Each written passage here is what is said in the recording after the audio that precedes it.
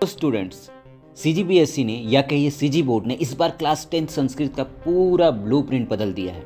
अगर आप भी अभी भी पुराने ढंग से तैयारी कर रहे हैं तो सावधान हो जाइए। आज मैं आपको पिछले 4 साल के क्वेश्चन पेपर का निचोड़ और नए ब्लूप्रिंट के वो 7 सुपर सीक्रेट हैक्स बताऊंगा जो बदले हुए पैटर्न में भी आपको टॉपर बनाएंगे। तो चलिए शुरू करते हैं। My name is Harish Chauhan और स्वागत है आप सभी का सुपर 7 एकेडमी पर। बात और आप मेक श्योर करिएगा कि आप वीडियो पूरा देखें, क्योंकि 7 टिप्स ख़त्म होने के बाद लास्ट में मैंने आपको कुछ बहुत ही बेहतरीन से बोनस टिप्स दिए हैं जो कि आपके एग्ज़ाम में मैक्सिमम मार्क्स गेन करने के लिए बहुत ही ज़्यादा हेल्पफुल होंगे। समझ में आ गया? तो वीडियो एकदम लास्ट तक देखना है और जितना ज़्यादा से ज़्यादा हो सके इस वीडियो से बेनिफिट गेन करना है।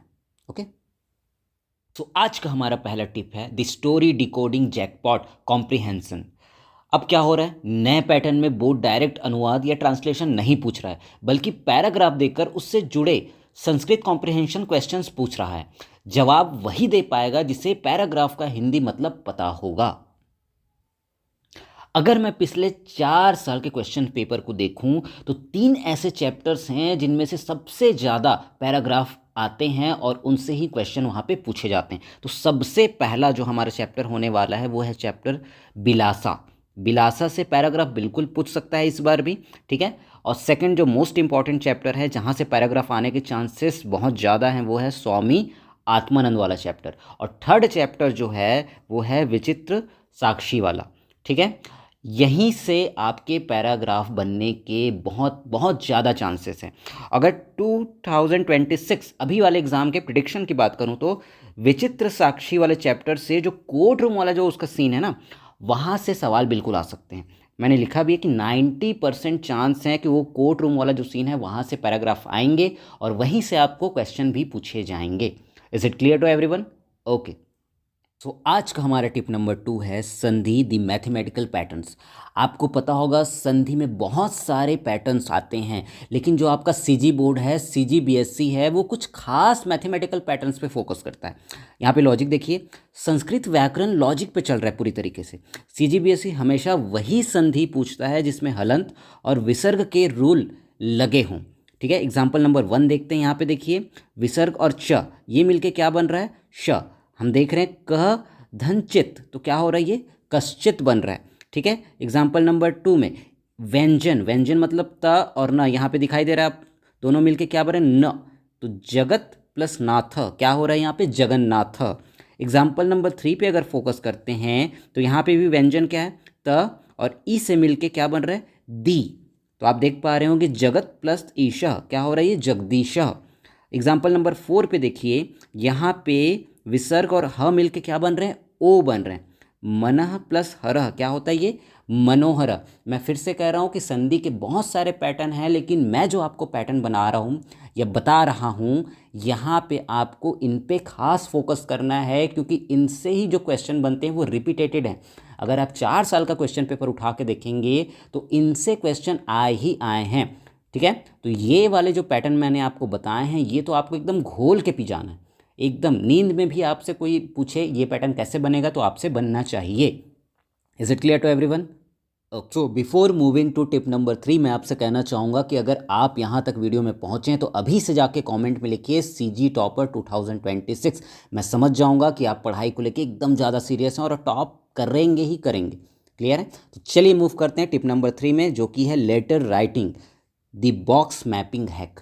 अब लेटर राइटिंग 2 टाइप के आते हैं आपके संस्कृत के पेपर में। ये एक डायरेक्टली आपको लेटर लिखने बोल देगा, कुछ भी दे देगा वहाँ पे, फीस माफ़ करने वाला या ट्रांसफ़र सर्टिफिकेट, ये तो बहुत ज़्यादा आते हैं, ये दोनों बहुत चलन में रहते हैं, ठीक है। या तो लिखने आ जाएगा। दूसरा चीज़ क्या होता है, वहाँ पे मंजूषा वाली आती है।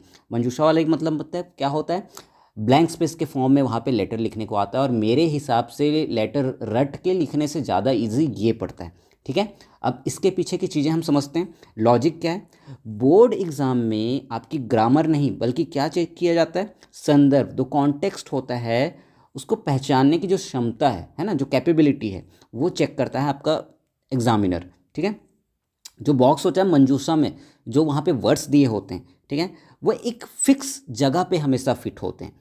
वो जगह आपको पहचानना है। तो सबसे पहले आपको क्या करना पड़ेगा, एक बार उसको पढ़िए लेटर को, उसके बाद आपको चीज़ें आइडेंटिफाई होने लग जाएंगी कि कौन कहाँ पे आएगा। जैसे एग्जांपल के लिए हम देखते हैं सेवायाम, किसी भी वहाँ पे लेटर के सबसे फर्स्ट में आता है, फर्स्ट लाइन में आता है, ठीक है। उसके बाद अगर आप देखे हो गए सविनम या सविनयम, इसके बाद क्या आता है निवेदनम, याद रखिएगा, ठीक है। ये पैटर्न याद रखिएगा। एक भी लेटर आपने पैटर्न के सीक्वेंस में सीख लिया तो आपके लिए बहुत ज़्यादा इजी पड़ जाएगा, कोई भी डिफ़िकल्टी आप फेस नहीं करोगे। एग्जाम्पल नंबर 3 में अगर देखते हैं, अगर आप शुल्क माफ़ी, फ़ी माफ़ी के लिए लेटर लिख रहे हैं अपने पापा को, है ना, या पापा की आय के बारे में वहाँ लिख रहे हैं, ठीक है, तो यह 5,000 रूप्यकाणि या न्यूनम, कम शब्द आएंगे उसमें। ये चीज़ें आपको देखने को मिलेंगी लेटर में। ये अगर वर्ड आ रहे हैं तो वहाँ पे इन चीज़ों को आपको देखना है और अरेंज करना है, ठीक है। अब देखते हैं एग्जाम्पल नंबर 4, शिष्य हमेशा आखिरी लाइन में आता है। ये चीज़ें आपको देखने को मिलेंगी, सेवायाम देखने को मिलेगा, सविनयम देखने को मिलेगा, ठीक है, शिष्य देखने को मिलेगा। तो शिष्य कहाँ पे आएगा, लास्ट में। सेवायाम कहाँ पे आएगा, ये फर्स्ट लाइन पे आएगा। और सविनयम के बाद हमेशा क्या आता है, निवेदनम आता है। तो इन चीज़ों को आप फोकस करके रखिए। एक बार आपको पूरा रीड करना है, ठीक है, उसके बाद देखिए कि कौन सा वर्ड कहाँ पे आ रहा है। और मैं बार बार बोल रहा हूँ, लेटर याद करके लिखने से अच्छा ये है, इसमें आपका टाइम बचेगा और यहाँ पे स्पेलिंग मात्राएं मिस्टेक होने का भी डर नहीं रहेगा, क्योंकि सब चीज़ आपको दिया हुआ है, बस आपको वर्ड वहाँ पे फिट करना है। तो रट के लिखने से अच्छा है ये मंजूषा वाला जो आता है बॉक्स वाला, उस पर आप फोकस करिए, प्रैक्टिस करिए, 1-2 करेंगे तो आपसे हो जाएगा। समझ में आ गया? आज की हमारी टिप नंबर 4 है ए से दी डबल आइडेंटिटी स्ट्रैटेजी। अब आप दिमाग एकदम खोल के सुनिएगा, जो मैं बोल रहा हूँ उसको ध्यान से अपने दिमाग में एकदम फिट कर लो कि सीजी बोर्ड में या कहीं सीजीपीएससी में 2 टाइप के टॉपिक हमेशा पूछे जाते हैं, ठीक है। बोर्ड हमेशा किसी पर्सनल हीरो के बारे में पूछेगा या स्टेट या सोशल टॉपिक या सोशल इशू के बारे में पूछेगा, ठीक है, ताकि बच्चा क्या करे, अपनी पसंद का एक लिख सकते, या तो वो पर्सनल किसी हीरो के बारे में लिख ले या स्टेट या सोसाइटी के बारे में लिख ले। 2 तरीके की चीज़ें पूछी जाती है। और अगर आप क्वेश्चन पेपर उठा के देखेंगे, चाहे पिछले साल के, 3 साल के, 4 साल के, 5 साल के, तो 2 ऐसे टॉपिक हैं जो हमेशा पूछे जाते हैं और सबसे ज़्यादा इंपॉर्टेंस रखते हैं। सबसे पहला जो है वो है कालिदास, कालिदासः श्रेष्ठः कवि अस्ति, है ना। ये पिछले 4 सालों से एकदम फिक्स है, ये अपनी जगह छोड़ ही नहीं रहा है, ये आ ही रहा है हर साल। और दूसरा, ये कालिदास क्या हो गया, ये हमारा पर्सनल हीरो हो गया, है ना। और दूसरा क्या चीज़ पूछता है, दूसरी टॉपिक कौन सी हो सकती है, वो स्टेट रिलेटेड टॉपिक हो सकती है या सोशल रिलेटेड टॉपिक हो सकती है।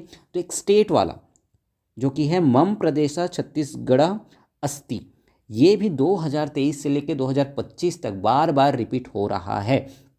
तो इस साल भी इन दोनों के आने के चांसेस तो एकदम 99% है। मतलब ये नहीं कह रहा हूँ कि दोनों एक साथ आ जाएंगे, लेकिन दोनों में से कोई एक तो आपको देखने को मिलेगा ही। तो मेरा ये सजेशन है कि आप ये दोनों बस कर लीजिए, इनमें से एक ना एक आपको एग्जाम में मिल ही जाएगा, ये गारंटी एकदम। समझ में आ गया? ओके, सो टिप नंबर 5 है question answer the keyword replacement.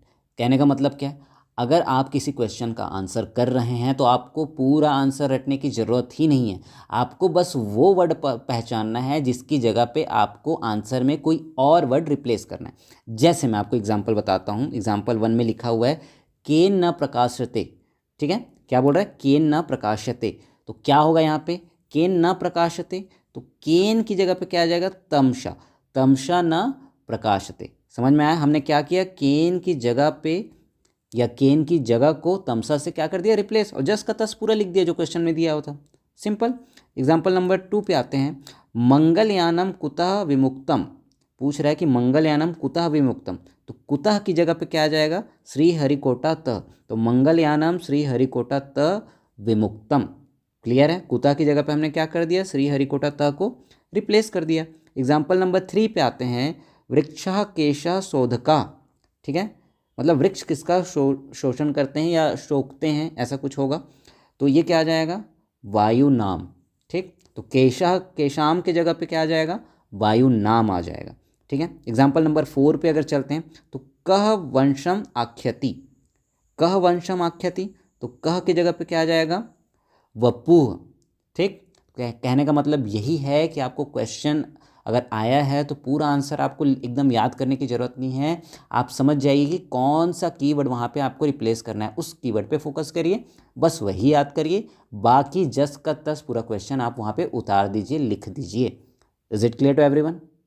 आज का हमारा टिप नंबर 6 है द नंबर मास्टरी। अगर आपने प्रीवियस ईयर क्वेश्चन पेपर देखा होगा, मॉडल पेपर देखा होगा, तो आपको इतना तो समझ में आ गया होगा कि हर साल नंबर लिखने को आता है संस्कृत में। और उसके पीछे भी क्या पैटर्न होता है? पैटर्न ये है कि हमेशा आपको 100 से लेके 150 के बीच वाले, इन्हीं बीच में नंबर आपसे पूछा जाता है, ना तो इनसे कम ना तो इनसे ज़्यादा। बोर्ड आपका कॉम्प्लेक्स नंबर जो फॉर्मेशन है उसको चेक करता है कि आप बना पा रहे हैं कि नहीं। और बहुत सिंपल सा रूल है इसका, जैसे 100 से 150 के बीच में अगर कोई नंबर आया तो उसको संस्कृत में लिखने का रूल बहुत सिंपल है। देखिए कैसे करते हैं। सबसे पहले नंबर आएगा, उसके बाद आपको लगाना है अधिक शतम, बस खत्म। नंबर, उसके बाद क्या आएगा? अधिक, फिर आएगा शतम। जैसे यहाँ पे देखिए 116 है तो क्या हो जाएगा? ये षोडशा। ठीक, षोडशा किसके लिए हो गया? षोडश किसके लिए हो गया? 16 के लिए। उसके बाद हमने क्या लगा दिया? अधिक। उसके बाद क्या लग गया? शतम। तो क्या हो जाएगा? षोडशाधिक क्या हो जाएगा? शतम। षोडशाधिक शतम। क्लियर है? एग्जाम्पल नंबर 2 पे जाते हैं, 132।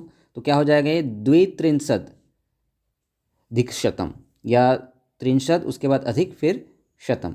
ठीक है, 32 को क्या हो जाएगा? द्वित्रिंशद फिर अधिक फिर शतम। ठीक, सिमिलरली अगर 146 को देखते हैं हम तो षट चत्वारिंशद, ठीक है, फिर अधिक फिर शतम। क्लियर है? तो नंबर आएगा, नंबर तो आप कम से कम याद कर सकते हैं ना, वो याद कर लीजिएगा। उसके पीछे फिर लगाना है आपको अधिक, फिर लगाना है क्या? शतम। दैट्स इट, बस इतना ही करना है आपको। और 100 से 150 के बीच में नंबर पूछेगा ही पूछेगा, इस साल भी पूछेगा, अपने मॉडल पेपर में भी दिया हुआ है, तो ये आना कन्फर्म है। आप ये पैटर्न समझ जाइए कि आपको लिखना कैसे है, तो आपके लिए चीज़ें बहुत ईजी हो जाएंगी। क्लियर है? आज का हमारा लास्ट टिप है टिप नंबर 7, 15 मार्क ऑब्जेक्टिव। पहले क्या होता था, इस साल से पहले जो भी ब्लूप्रिंट था उसके हिसाब से 15 मार्क्स के एमसीक्यू पूछे जाते थे। लेकिन इस साल नए ब्लूप्रिंट में क्या हो गया? 15 मार्क्स को सिर्फ एमसीक्यू नहीं, ये 3 सेक्शन में डिवाइड हो गया। पहला क्या? एमसीक्यू 5 मार्क्स का आएगा। उसके बाद फिल इन दी ब्लैंक्स या फिलअप्स आएंगे 5 मार्क्स के। उसके बाद क्या आता है? Match the following. अब आपको करना कैसे इनकी तैयारी वो देखिए। जो एमसीक्यू आते हैं वो बुक के बीच के कंसेप्ट के कोई भी सवाल वहाँ से आपसे पूछ सकता है। ठीक है, और जो फिलअप्स आते हैं वो टेक्स्ट बुक की एक्सरसाइजेज के ब्लैंक स्पेस वाले क्वेश्चन जो होते हैं वही। आप टेक्स्ट बुक के जो एक्सरसाइजेज में ब्लैंक स्पेस वाले जो क्वेश्चन है उतना कर लो, बस उतना सफिशियंट है आपके लिए, अलग से कुछ भी नहीं पूछा जाएगा। ठीक है, मैच दी फॉलोइंग में हमेशा ग्रामर रूल से पूछा गया है। अभी तक अगर आप previous year question paper, model paper पे ध्यान देंगे तो ग्रामर रूल से पूछा जाता है किसमें? मैच दी फॉलोइंग में। बस इतना ही, इसमें इतना कर लेंगे तो आपके लिए सफिशियंट है। कुछ भी और एक्स्ट्रा आपको दिमाग लगाने की, एक्स्ट्रा मेहनत करने की ज़रूरत बिल्कुल भी नहीं है। जैसा कि मैंने कहा था, लास्ट में आपको कुछ बहुत बेहतरीन से बोनस टिप्स भी मिलेंगे इस वीडियो में। तो चलिए स्टार्ट करते हैं। आज का पहला बोनस टिप जो है हमारा वो बेस्ड है ऑन वाच्य परिवर्तन या वाक्य परिवर्तन पे। हर साल इससे क्वेश्चन पूछा जाता है, आपको क्वेश्चन कैसे अटेम्प्ट करने हैं उसके बारे में हम देखने वाले हैं। ठीक है, कंसेप्ट क्या है देखिए। बात को सीधे एक्टिव से घुमाकर पैसिव में कहना, वही यहाँ पे वाच्य परिवर्तन का मतलब है। अब यहाँ पे रूल देखिए, हैक रूल क्या है? 3-1-ते। इसका मतलब क्या है? सब्जेक्ट को थर्ड विभक्ति में बदलो। जैसे सह का क्या होता है? 3 होता है, और वर्ब में क्या हो जाएगा? वो यते हो जाएगा। ठीक है, सही तरीका क्या होगा देखिए।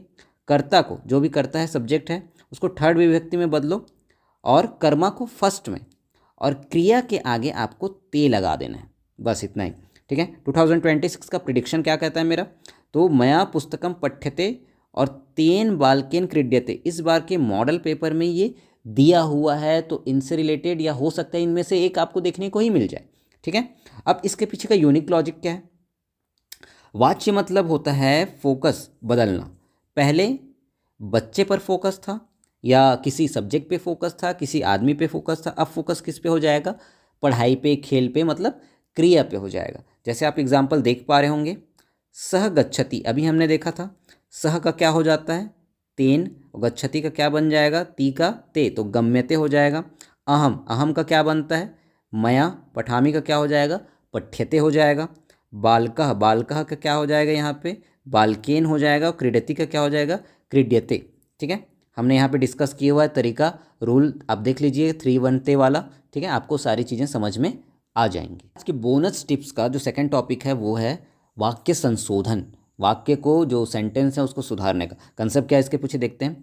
कर्ता और क्रिया जो वर्ब और सब्जेक्ट है, इसमें मेल चेक करना कि मैच हो रहे हैं या नहीं। बोर्ड हमेशा इन्हें ही मिसमैच करके देता है, इतना यह ध्यान रखिएगा। और यहाँ पे है क्या है, यहाँ पे एल पैटर्न आपको देखना है। एल पैटर्न का मतलब क्या है, सह के साथ हमेशा ती आता है, अहम के साथ हमेशा मी आता है, और वयम के साथ हमेशा क्या आता है, महा आता है। सही तरीका क्या होगा इसको करने का, पहले सेंटेंस का कर्ता देखो, कर्ता क्या है वहाँ पे उसको देखिए, फिर वर्ब का आखिरी अक्षर चेक करिए। ठीक है, जैसे 2026 का अगर प्रिडिक्शन हम देखें तो मॉडल पेपर में क्या दिया हुआ है, वयम भारतीय स्मः। ठीक है, तो इसको करेक्ट करेंगे तो क्या हो जाएगा, ये अस्मि हो जाएगा। ये इस बार के मॉडल पेपर का एकदम स्टार क्वेश्चन है। चलिए यूनिक लॉजिक देखते हैं। संस्कृत ग्रामर के एक लॉजिक बेस्ड कोडिंग है। ठीक है, अगर कोड मिसमैच हुआ तो मार्क्स आपके 0 हो जाएंगे, तो आपको मैच करना ही करना है। आप हैक मैंने ऊपर में बता दिया है, तो ये हैक आप देख लीजिएगा कि क्या हैक है। मैं इसको इरेज कर देता हूँ थोड़ा सा। चलिए एग्जांपल देखते हैं। अहम गच्छति, ये गलत है। अहम के साथ हमेशा क्या आता है, मी आता है, तो क्या हो जाएगा, अहम गच्छामि। ठीक है, मैंने पहले ही बताया हैक में आपको। वयम पठामि, वयम के साथ हमेशा मह आता है, तो यह हो जाएगा वयम पठामः। सह लिखंती, ठीक है, सह लिखंती नहीं होता, सह के साथ क्या आएगा, क्या आएगा, ती, तो सह लिखती। Is it clear to everyone. आज के बोनस टिप का जो थर्ड टॉपिक है वो है समास विग्रह, कंपाउंड वर्ड्स। कंसेप्ट क्या है, बड़े सेंटेंसेस को छोटा करके एक वर्ड में आपको पैक करना, वही होता है आपका समास, है ना। हैक क्या है इसमें, अगर पहला वर्ड अनु आए, उप आए या प्रति आए, तो आंख बंद करके आपको अव्ययी भाव समास वहाँ पे लगा देना है। अगर पहला वर्ड कोई नंबर आता है तो आखिरी में आपको समाहारा लगा देना है, और नंबर अगर पहले आ रहा है तो आप जानते हैं कौन सा समास होगा, वहाँ पे द्विगु होगा। ठीक है, सही तरीका क्या होगा, प्रीफिक्स के मतलब आगे का शब्द पहचानो और उसके हिसाब से विग्रह वहाँ पे आपको क्या करना है, तोड़ना है चीज़ों को। चलिए प्रिडिक्शन देखते हैं।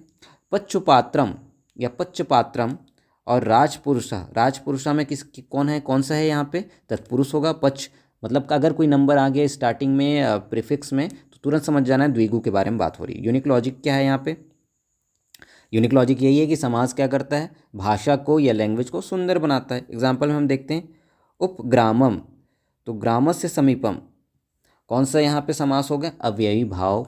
ठीक, पक्षपात्रम अभी हमने बात किया, कोई भी अगर नंबर आ रहा है स्टार्टिंग में तो द्विगु ही होता है। राजभयम, तो राज्ञ भयम तत्पुरुष। ठीक है, जैसे राजपुरुष, राजघर, ये ऐसी चीज़ें आ गई तो आपको वहाँ पे तत्पुरुष ही लगाना है। राजा का घर, राजा का भय, राजा का पुरुष, ये सारी चीज़ें जहाँ पे का जैसा कुछ समझ में आए तो तत्पुरुष ही लगा दो आप। ठीक है, अनु, उप या प्रति आता है तो अव्ययी भाव स्टार्टिंग में अगर ये आ रहा है तो। ठीक है, अगर स्टार्टिंग किसी नंबर से हो रहा है तो तुरंत वहाँ पे द्विगु लगा दीजिए। क्लियर है सबको। थी आज की आपके सॉलिड 7 या कहिए सुपर 7 सीक्रेट टिप्स वाली वीडियो। साथ में इसमें हमने देखा था कुछ बोनस टिप्स भी। ठीक है, जानता हूँ कि वीडियो काफ़ी लेट से आ रही है, उसके लिए I am really very sorry, क्योंकि कुछ चीज़ों में मैं फंसा हुआ था और चीज़ें नहीं हो पाई, तो माफ़ करिएगा उसके लिए। ठीक है, वीडियो अच्छी है, इससे आपको बहुत ज़्यादा हेल्प मिलेगा अपनी तैयारी में, तो बहुत ही बेहतरीन तरीके से तैयारी करिए, एग्ज़ाम में एकदम फोड़ के आइए, है ना। मिलते हैं अगली वीडियो में, तब तक के लिए फोड़ते रहो, पढ़ते रहो। जय जोहार, जय छत्तीसगढ़।